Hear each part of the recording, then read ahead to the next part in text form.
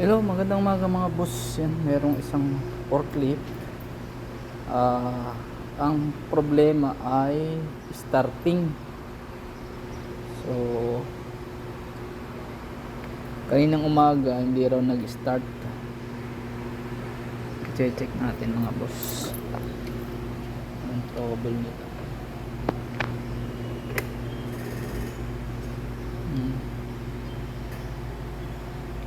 Okay naman yung ano niya.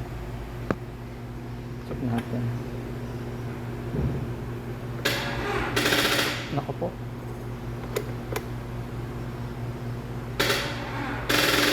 Hindi kayanin. Hindi kayanin may start. Nako po. Check natin yung ano. Tanggalin natin itong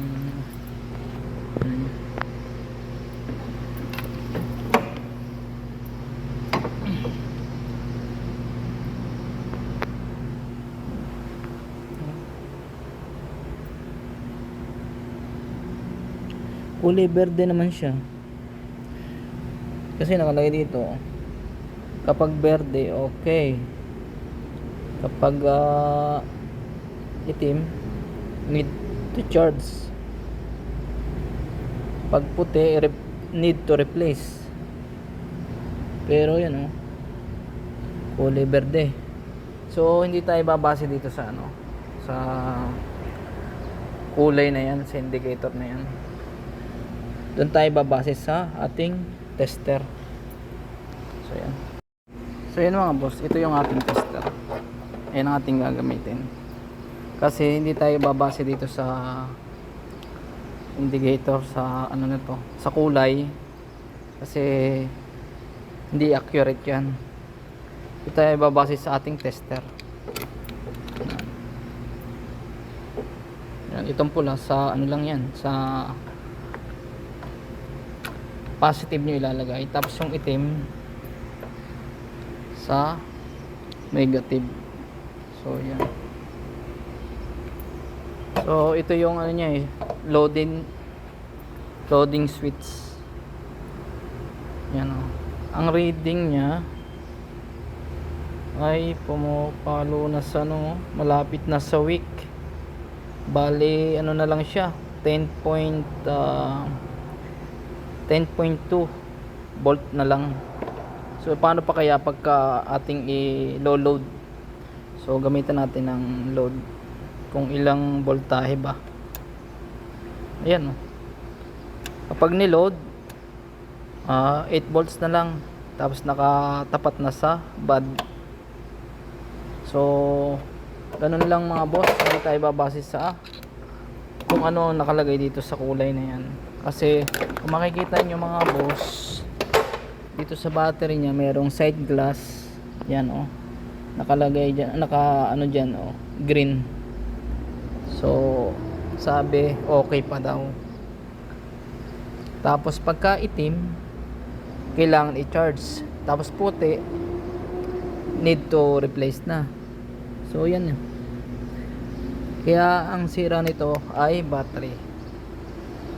So yan, bago na yung terminal pero ang gawin natin, papalitan na natin ang battery para ma-check natin kung nagkakarga yung alternator, para sure ball. So nabili muna natin ng battery. Mga boss, nabili na natin ng battery.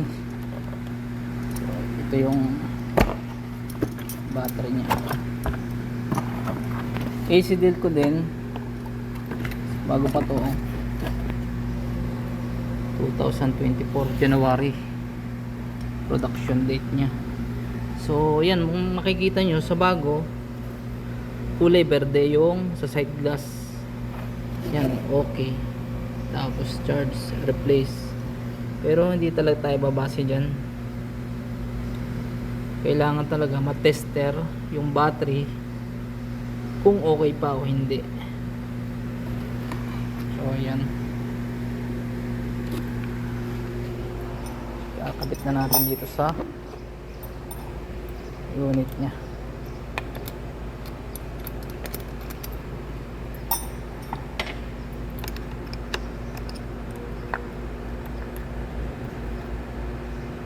Hindi maganda yung ano to, sira pa. Hindi maganda yung terminal na to.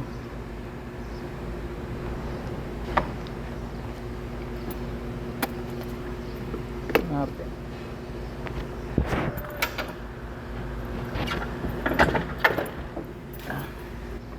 Ayan.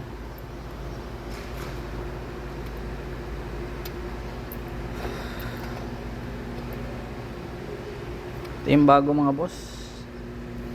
So papalitan natin ang terminal. Putol pala to. Yan, ating papalitan muna yan. Hanap tayo ng pamalit. So yung mga boss, wala din naman tayo makita na ibang terminal. So no choice, ganito rin yung ating may kabit. Malutong ang ano niya pagka-copper, pundido.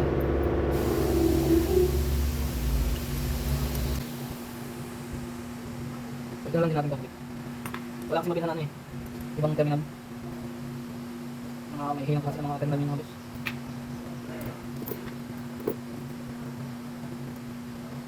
Wala kasi ibang makita na terminal yung habis. Pagka sa mismong Toyota, ito naman naman. Ito pa yan mga saan lang.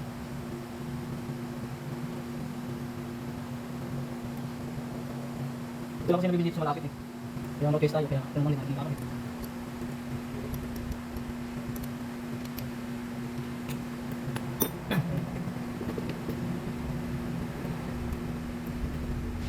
Ito ang kalagay lang sa pangipit dahil malutong.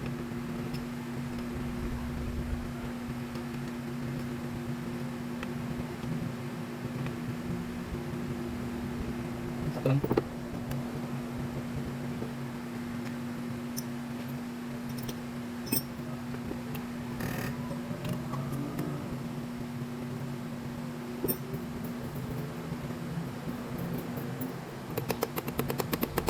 Kalagay lang sa pangipit.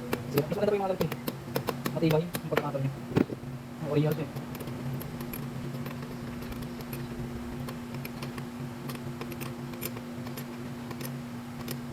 Ayan mga boss.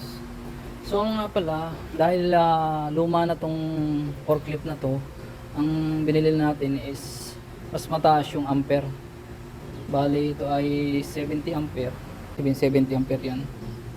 Kasi ang dati niya ay 50 ampere. So yan, tinaasa natin mga boss. Okay, check natin yung battery.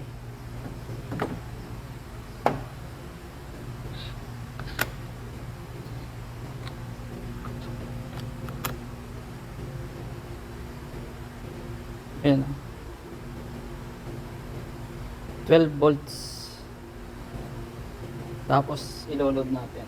Makikita niyo yan. Pag bumaba yan, hindi siya bumababa. Kaya itong per meter na tumayos. Maganda siyang pan-check ng mga battery. So yun, pwede na nating start mga boss. Ayaman natin nakakabit to at ating paandarin.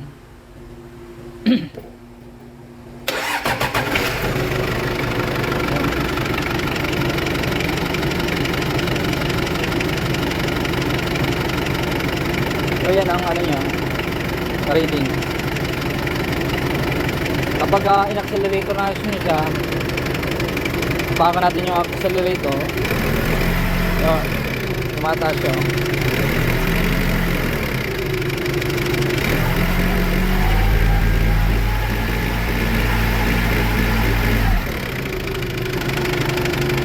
Tumataas siya, umaabot siya ng 14 kapag in-accelerator.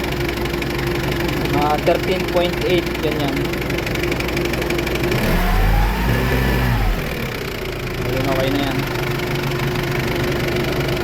So yun lang ang trouble mga boss. At pag-check ng battery kung okay pa ba o hindi, huwag tayong babase sa nakalagay dito. Yan, kasi hindi accurate yan. Ano lang yan design lang yan, pero hindi ako paniwala dito sa nakalagay dyan. Mas maganda yung may pan-check tayo ng battery para